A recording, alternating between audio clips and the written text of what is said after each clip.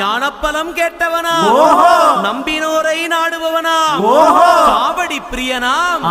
ராஜ அலங்காரம் கொண்டவனா ஆண்டியாய் நின்றானா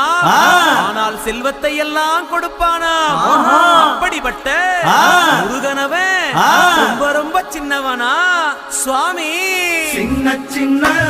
முருகைய